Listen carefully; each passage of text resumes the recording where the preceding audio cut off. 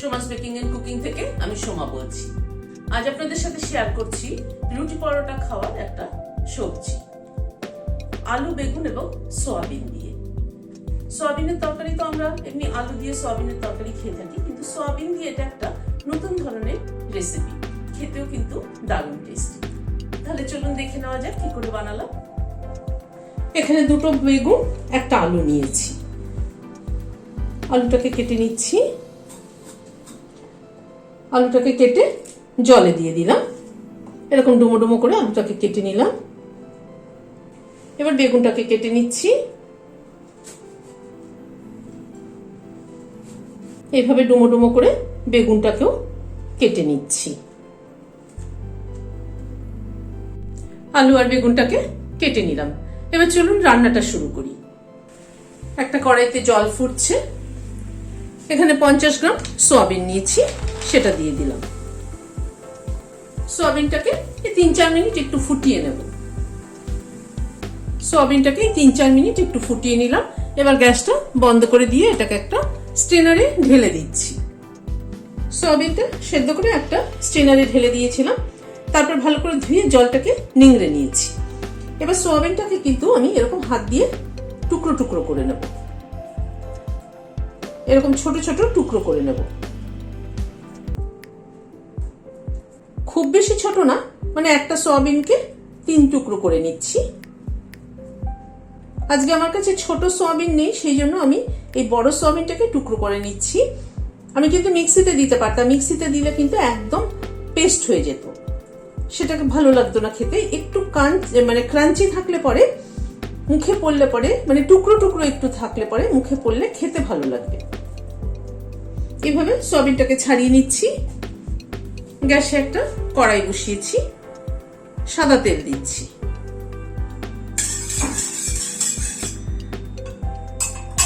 তেলটা গরম হওয়ার পরে বেগুনগুলো আগে দিয়ে দিচ্ছি।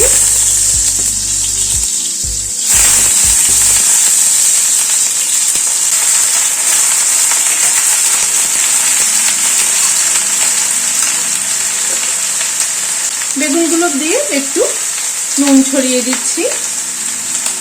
1/2 টিস্পুনও কম নুন দিলাম, আর সামান্য পরিমাণ একটু হলুদ দিলাম।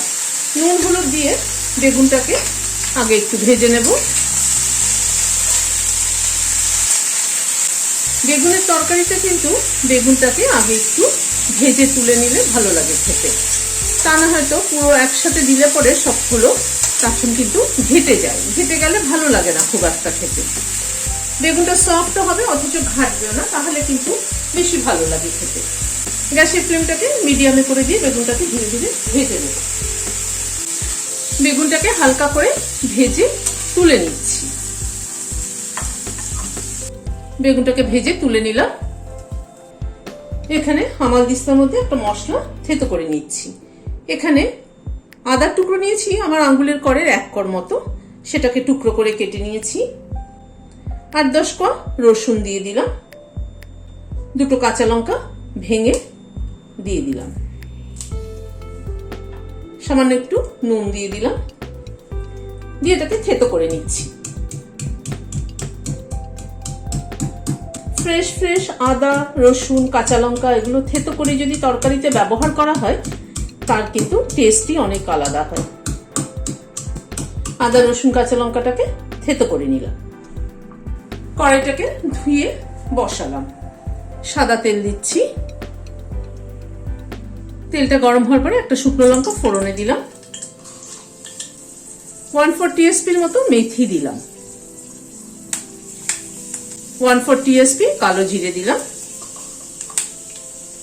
একটা তেজপাতা অর্ধেক করে দিয়ে দিলাম। গ্যাসের ফ্লেমটাকে কিন্তু একদম কমিয়ে রেখেছি। ফোড়নটার থেকে একটু সুগন্ধ বেরোনো অবধি অপেক্ষা করব। এবার আলুটা যেটা কেটে রেখেছিলাম সেটা দিয়ে দিলাম।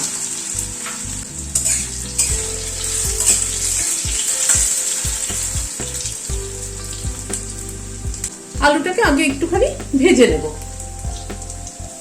আলুটাকে একটু ভেজে নেওয়ার পরে এখানে পেঁয়াজ কুচি অ্যাড করছি। এখানে 2টো পেঁয়াজ কুচিয়ে নিয়েছি।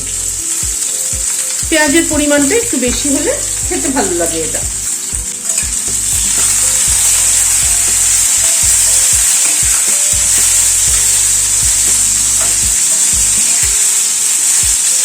পেঁয়াজটাকে একটু ভেজে নেব। পেঁয়াজটাকে হালকা একটু মিনিটখানে ভেজে নিলাম।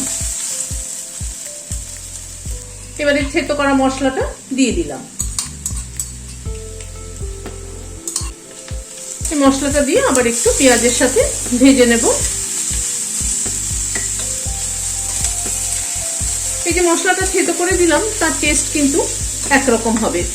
এটা যদি পেস্ট দিতাম তাহলে কিন্তু অন্যরকম আবার হতো টেস্ট। মশলার বিভিন্ন রকম ব্যবহারে কিন্তু তরকারির টেস্টের হেরফের হয়।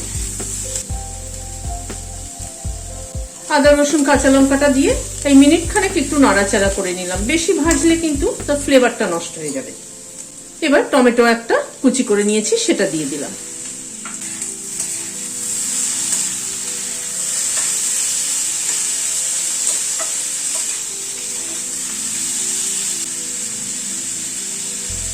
টমেটোটা দিয়ে একটু নাড়াচাড়া করে নিলাম। এবার সয়াবিনটা অ্যাড করে দিচ্ছি। সয়াবিনটা অ্যাড করে নুন দিয়ে দিচ্ছি হাফ টিস্পুন মতো, হলুদ দিয়ে দিলাম half teaspoon, Kashmiri red chilli powder দিলাম হাফ টিস্পুন।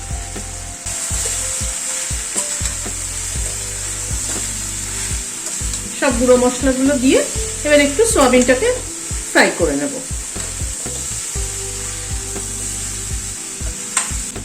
গ্যাসের ফ্লেমটাকে মিডিয়ামে রেখে সয়াবিনটাকে একটুখানি মশলার সাথে কষিয়ে নেব। সয়াবিনটা একটুখানি মিনিট 2-3 সময় ধরে কষিয়ে নিলাম। 1 চামচ রোস্টেড ধনের গুঁড়ো দিয়ে দিলাম। আজকে আমার কাছে ধনের গুঁড়োটা কম আছে, এটা পুরো 1 চামচ হয়নি, এটা হাফ টিস্পুন মোটামুটি দিলাম, কিন্তু ধনের গুঁড়োটা 1 টিস্পুন দেবেন। ধনের গুঁড়োটা একটু বেশি করে দিলে পরে ভালো লাগবে খেতে। এটা রোস্টেড ধনের গুঁড়ো। এবার এই বেগুনটা যেটা ভেজে রেখেছিলাম সেটা অ্যাড করে দিলাম।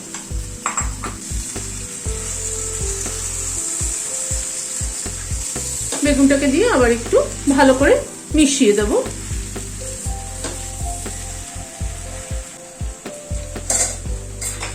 বেগুনটাকে দিয়ে একটু সামান্য ঢেকে দিচ্ছি। মিনিট 2-3 মতো ঢাকা ছিল, ঢাকাটা খুলছি।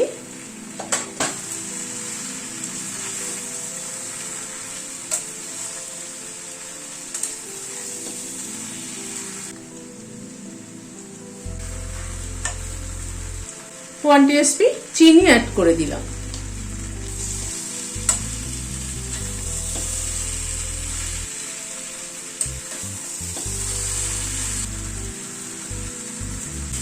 দুই 1 মিনিট আবার একটু নাড়াচাড়া করে নিলাম। এখানে 2 টেবিল চামচ টমেটো সস, টমেটো সসটা দিয়ে দিচ্ছি। এই টমেটো সসটা দিলে তরকারিটার টেস্টটাই কিন্তু পুরো একদম পাল্টে যায়।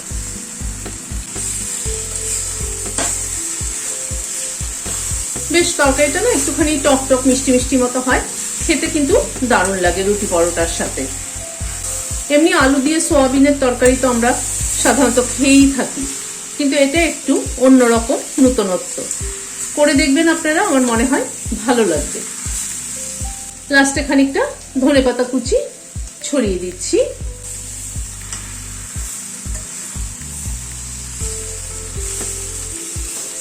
আর একটা কাঁচা লঙ্কা মুখটা ছিঁড়ে দিয়ে দিলাম ফ্লেভারের জন্য। গ্যাসটা বন্ধ করে দিচ্ছি, ঢেকে দিচ্ছি স্ট্যান্ডিং টাইম 5 মিনিট, ধনেপাতা কাঁচা লঙ্কার ফ্লেভারটা অ্যাবজর্ব হওয়ার জন্য।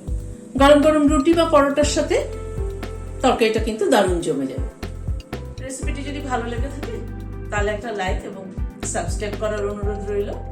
আজ তাহলে এখানে শেষ করছি, দেখা হচ্ছে আবার পরবর্তী ভিডিওতে। নমস্কার।